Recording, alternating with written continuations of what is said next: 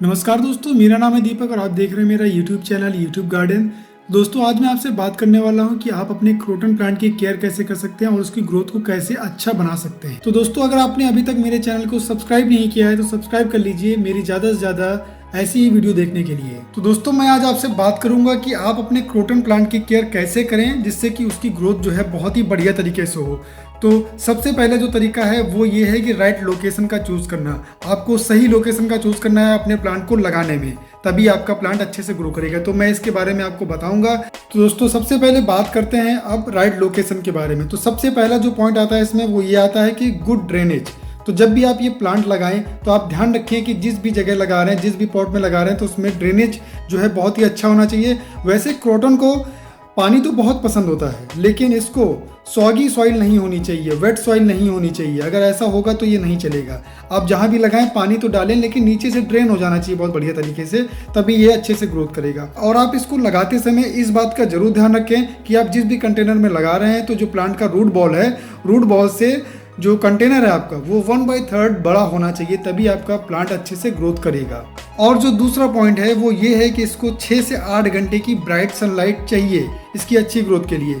तो आप इसको ऐसी जगह पे रखिए जहाँ पे इसको 6 से 8 घंटे की ब्राइट सनलाइट मिल सके, तभी इसकी जो कलरफुल लीव्स हैं वो निकल के आएंगी अच्छे से। और अगर ज़्यादा आप सनलाइट में रख देंगे, डायरेक्ट सनलाइट में रख देंगे, ज़्यादा हॉट होगा जहाँ पे, तो इसकी जो लीव्स हैं वो बर्न भी हो सकती हैं। तो अच्छा रहेगा आपके लिए ये कि आपको इसको ईस्ट और वेस्ट फेसिंग विंडो में रखिए, जहाँ पे 6 से 8 घंटे की लाइट मिलती हो, उसको डायरेक्ट सनलाइट मिलती हो, लेकिन ज़्यादा लगातार हॉट नहीं होना चाहिए वहाँ पे जहाँ पे आप इसको रख रहे हैं। और तीसरी चीज़ के बारे में बात करते हैं तो जो क्रोटन प्लांट होता है वो हवा के झोंके नहीं झेल सकता है। तो आप इसको ऐसी जगह पे ना रखें जहाँ पे हवा के झोंके आते हो बार बार, और ख़ास करके ठंडी हवा के झोंके आते हो बार बार। तो उस जगह पे आपका प्लांट अगर रखा है तो अच्छे से ग्रोथ नहीं कर पाएगा। जहाँ पे सीलिंग फैंस हैं और वेंट्स हैं जहाँ से हवा आती जाती रहती है बार बार, वहाँ पे ये अच्छे से ग्रोथ नहीं कर पाएगा। अब बात करते हैं चौथे पॉइंट के बारे में। तो इस प्लांट को आप कम से कम मूव करिए, जितना कम से कम हो सकता है उतना कम से कम मूव करिए। अगर आप इस प्लांट को ज़्यादा एक से जगह दूसरी जगह रखते रहेंगे तो ये प्लांट आपका अच्छे से कभी नहीं चल पाएगा। आपने एक जगह पर रख दिया है जहाँ पे ब्राइट सनलाइट आती है और ये वहाँ पे हैप्पी है, तो इसको वहीं पे रहने दीजिए। अगर आप बार बार छिड़खानी करेंगे, यहाँ से उठा के वहाँ रखेंगे, तो ये प्लांट कभी अच्छे से नहीं चल पाएगा और इस समय उसकी लीव्स भी गिरने लगेंगी। ऐसा करेंगे आप बार बार तो उसकी लीव्स गिरेंगी, तो आपको इसमें कोई चिंता वाली बात नहीं है, क्योंकि आप बार बार इसको इधर से उधर कर रहे हैं तो उसकी लीव्स गिरना जाहिर सी बात है। तो अब बात करते हैं पांचवें पॉइंट के बारे में। तो आप अपने क्रोटन प्लांट को आउटडोर रख सकते हैं कब? स्प्रिंग के सीजन में। जब स्प्रिंग का सीजन हो, जब स्प्रिंग का सीजन चल रहा हो या फिर स्प्रिंग का सीजन खत्म होने वाला हो, तब आप इस प्लांट को बाहर रख सकते हैं। और लेकिन ऐसी जगह पे जहाँ पे इसको डायरेक्ट सनलाइट ना पड़े, किसी चीज़ की छाया में आप रखें इसको, जहाँ पे ब्राइट सनलाइट मिलती रहे और डायरेक्ट सनलाइट भी ना पड़े। और ये जो प्लांट होता है ये 40 डिग्री फ़ारेनहाइट तक का टेम्परेचर झेल लेता है, लेकिन अगर इससे ज़्यादा ठंडी होती है तो ये प्लांट को आपको उठा के अंदर रखना पड़ेगा। वहाँ पे ये सर्वाइव नहीं कर पाएगा जहाँ पे 40 डिग्री फ़ारेनहाइट से नीचे टेम्परेचर चला जाता है। तो आप इस चीज़ का ध्यान रखिएगा कि आपको अंदर रखना पड़ेगा अगर इससे कम टेम्परेचर हो रहा है बाहर तो। और अब हम बात करते हैं कि कैसे हम अपने प्लांट को हेल्दी रख सकते हैं, ग्रोइंग अ हेल्दी क्रोटन। तो सबसे पहली चीज़ इसमें ध्यान रखनी है जो हमें, तो इसमें आपको वाटर जो डालना है वो ल्यूक वार्म अगर वाटर डाल सकते हैं आप तो बहुत ही बढ़िया रहेगा, जो इसकी सॉइल को मॉइस्ट रखेगा। और आपको ध्यान रखना है कि जब इसकी ऊपर की सतह का, मिट्टी की ऊपर की सतह का आधा इंच तक सूख जाए, आप अपनी उंगली लगा के चेक कर सकते हैं मिट्टी में कि वो सूख गया है कि नहीं सूख गया, ड्राई हो गया कि नहीं हो गया, तभी आप पानी डालें। और जब भी आप पानी डालें तब इसमें इतना अच्छे से पानी डाल दें कि नीचे जो इसके ड्रेनेज होल हैं उससे पानी नीचे तक निकल आए। तो इससे क्या रहता है कि जो नीचे तक की रूट्स होती हैं उसमें भी पानी मिल जाता है और प्लांट की ग्रोथ अच्छे से होती है। अब मैं आपको बताता हूँ कि आपका प्लांट किस टेम्परेचर में सर्वाइव करेगा बढ़िया से।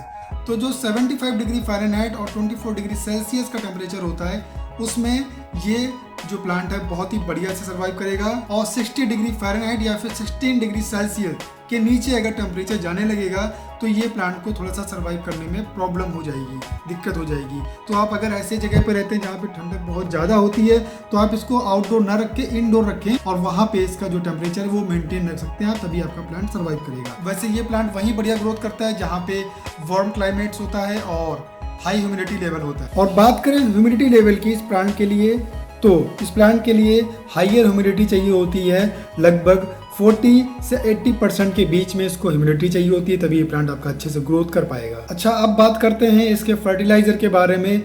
तो फर्टिलाइजर हमें तभी डालना है जब इसका एक्टिव ग्रोइंग पीरियड चल रहा हो, मतलब कि स्प्रिंग, समर और अर्ली फॉल का जब सीजन होता है, यही इसका ग्रोइंग पीरियड होता है, तभी आपको इसमें फर्टिलाइजर का यूज़ करना है। और फर्टिलाइजर जो होता है वो आपको कैसा यूज़ करना है मैं बता देता हूँ। हाई इन नाइट्रोजन होना चाहिए and potassium, high in nitrogen and potassium वाला फर्टिलाइजर आपको इसमें यूज़ करना है। और आपको इसमें लेट फॉल और विंटर के मंथ में फीडिंग नहीं करनी है, क्योंकि इस टाइम इसकी ग्रोथ नहीं हो रही, तो इसको फीडिंग की कोई ज़रूरत नहीं हो रही होती है। अब मैं आपको बता देता हूँ कि इसको कब रिपोर्ट करना है। जब आपका प्लांट जो है वो छोटा पड़ने लगे पौधे के हिसाब से, तो आपको दूसरे गमले में या ज़मीन में लगाने की ज़रूरत पड़ सकती है।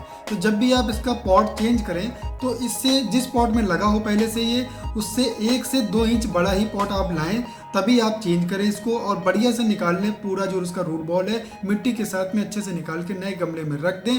और इसके अलावा अगर साइड में ज़रूरत पड़े तो आप थोड़ी सी मिट्टी डाल दें चारों तरफ से, जिससे कि ये बढ़िया से इसका जो रूट बॉल है वो कवर हो जाए। और इससे क्या हो सकता है कि आपकी जो प्लांट की लीव्स हैं वो गिर सकती हैं रिपोर्टिंग में। तो आपको करना क्या है, लेट स्प्रिंग या फिर मिड स्प्रिंग में आपको रिपोर्ट करना है, जिससे कि आपके प्लांट की लीव्स नहीं गिरेंगी, उससे आप बच सकते हैं।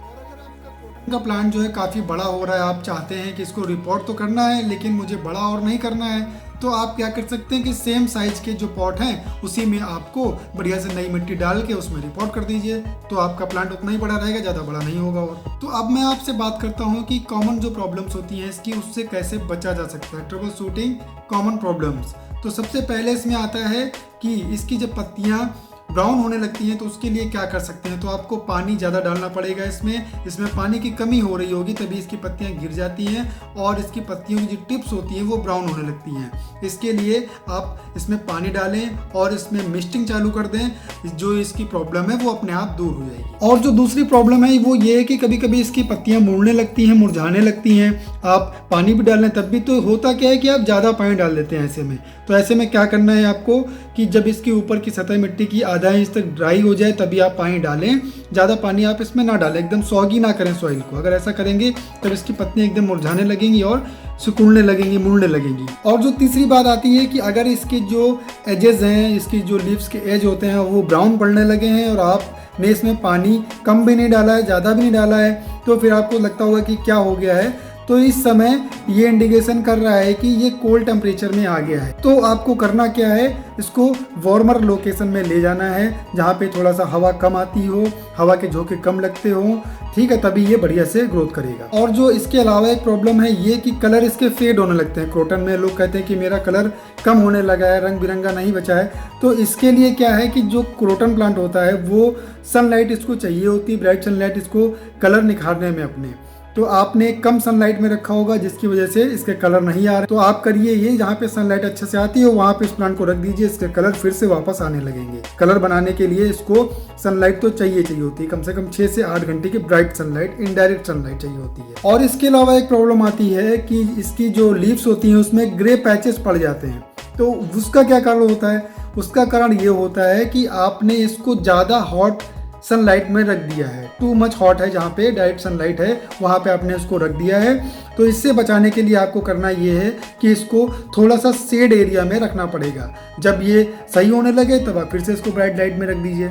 और एक प्रॉब्लम ये आती है कि इसमें स्पाइडर माइट्स हो जाते हैं और इसका कलर डल होने लगता है और ब्राउन स्पॉट्स आ जाते हैं इसके लीव्स पे। तो इसके लिए आपको क्या करना है, सिंपल है कि एक सोपी वाटर ले लीजिए और उसको किसी अच्छे कपड़े से इसकी जो लीव्स हैं सारी उसको साफ कर दीजिए, पोंछ दीजिए और ये बढ़िया से साफ हो जाएगा और जो स्पाइडर माइट्स है वो भी धीरे धीरे गायब हो जाएंगी। तो दोस्तों आप कमेंट करके जरूर बताइएगा कि मेरा ये वीडियो कैसा लगा है, और अगर अच्छा लगा है तो लाइक शेयर सब्सक्राइब कर दीजिएगा मेरे चैनल को। और आपको ऐसे ही वीडियोस देखने को मिलती रहेंगी। मिलते हैं अगले वीडियो में, तब तक के लिए धन्यवाद।